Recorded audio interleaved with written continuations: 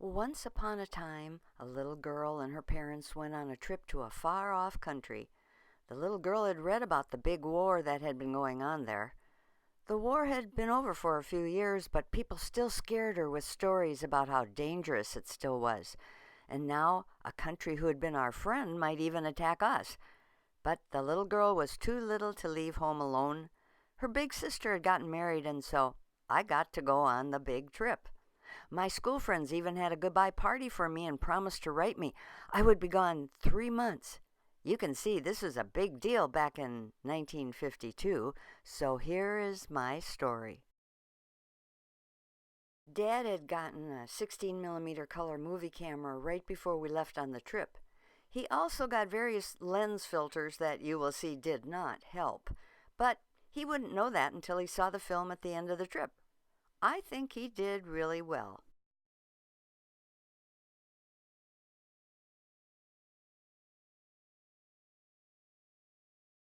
We came to the train depot with time to spare.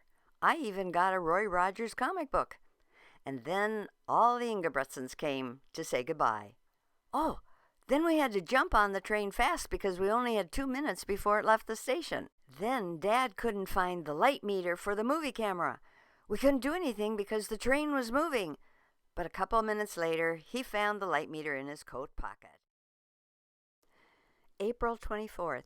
Arrived in New York at 9 a.m. and went to Hotel Paramount. In the afternoon, we took a sightseeing tour, Grant's Tomb, Central Park, Harlem, etc. It's raining. Our stateroom is nice. Dad forgot to take the cap off the lens of the movie camera when he was shooting the Statue of Liberty, though. April 26th.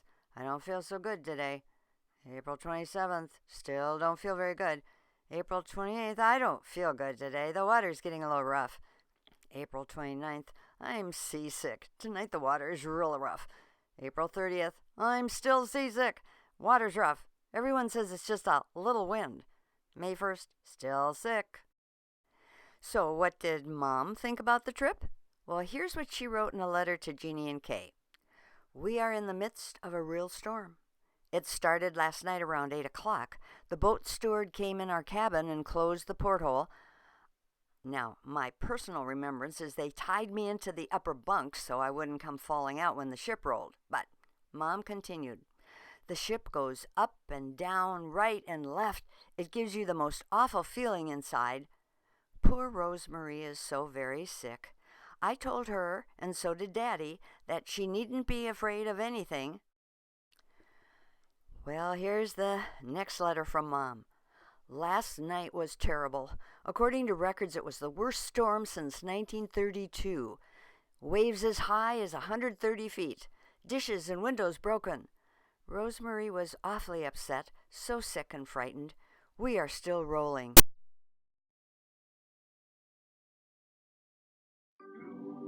Du liegst mir im Herzen, du liegst mir im Sinn, du machst mir viel Schmerzen, weiß nicht, wie gut ich dir bin. Ja, ja, ja, ja, weiß nicht, wie gut ich dir bin.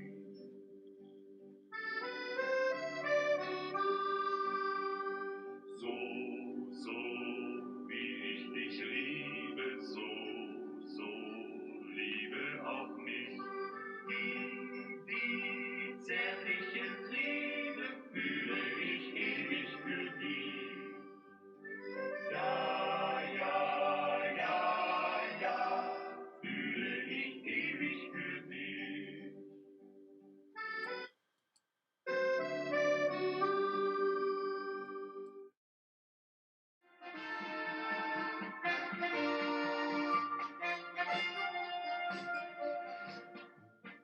Mein Vater war ein Wandersmann und mir steckt's auch im Blut. Drum wandr ich froh, solang ich kann und schenke meinen Hut. Weil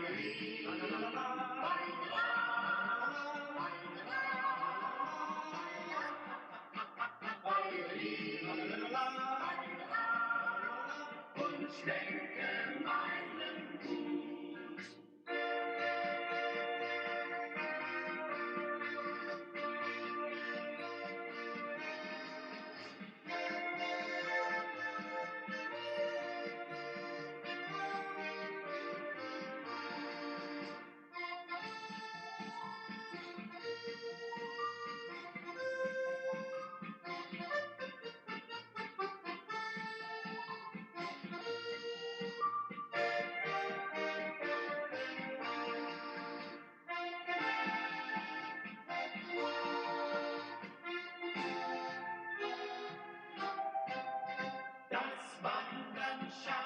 stets frische Lust, erhält das Herz gesund.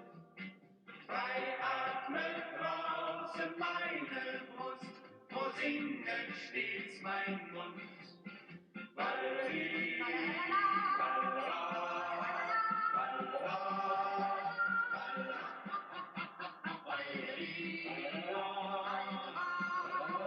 wo singen stets mein Mund.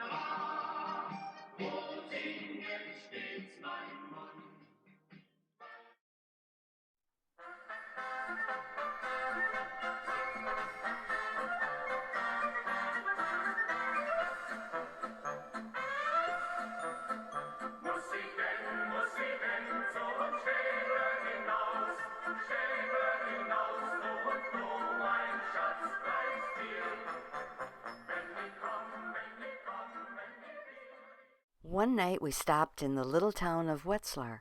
The house we stayed at was 500 years old, and Goethe, a great German poet, had lived there. One of the owners was a young composer.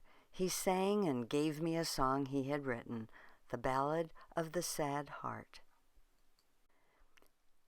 Another time we stayed in a house that was 300 years old, or give or take a few, and Johannes Brahms had lived there. They said he stayed in the same room we had. I was willing to bet that the couch I was sleeping on was at least that old.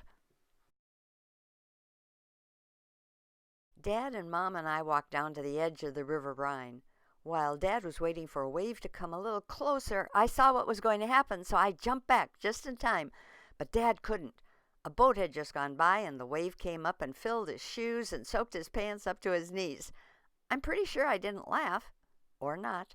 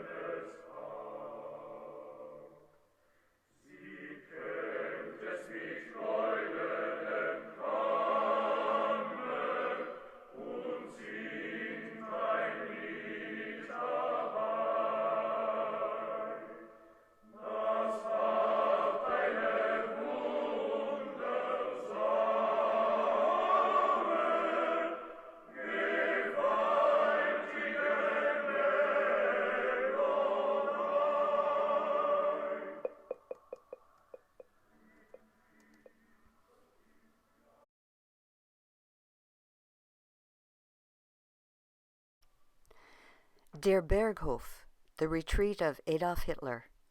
It had been destroyed about a month before we got there, along with nearby homes of his high command.